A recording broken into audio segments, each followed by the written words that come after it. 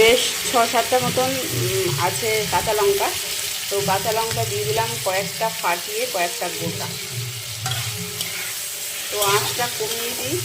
দেখো অর্ধেক কেটেছি, এরকম এরকম পিস করে কেটেছি, আর এখনও আছে। চলো কেটে নিই।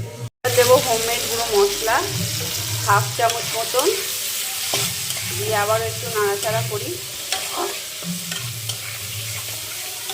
দিয়ে দিলাম কেটে রাখা মাশরুমগুলো।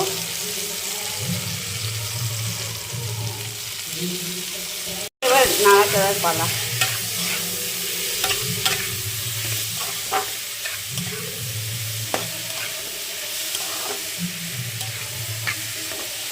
মাশরুম দিয়ে জল ছেড়ে দেখো বন্ধুরা, মাশরুমগুলো কীভাবে ছোটো ছোটো হয়ে গেছে।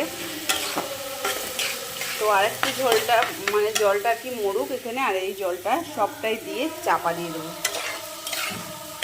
দিয়ে দিলাম পরিমাণ মতন জল, পরিমাণের থেকে একটু বেশি পড়েছে, কিন্তু একটু চাপা দিয়ে রাখবো। হয়ে এসছে, দিয়ে দিলাম এবার ধনে পাতা।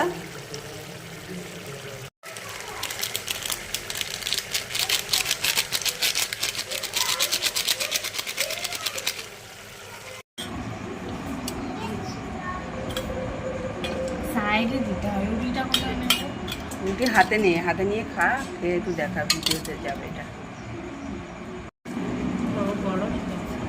হুম,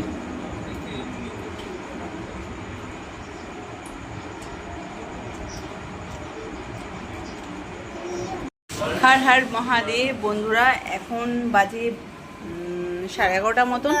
তো এখন আমরা খাবো। ছোটো মেয়েকে বড় মেয়েকে খাওয়ানো হয়ে গেছে অনেক আগে, 9:30টার সময়। তো দেখো এই যে বানিয়েছিলাম তরকারিটা, আর সেটা এখন খাবো। তো চলো একসাথে খেয়ে নেবো। আর মানে বাটি ঘটি কিছু করলাম না, এখানে কিছু একটু বাসন রয়েছে। ছোটো মেয়ে আর বড় মেয়ে খেয়েছে, এখন খাবো রুটি। আর শোনা, এটা কিসের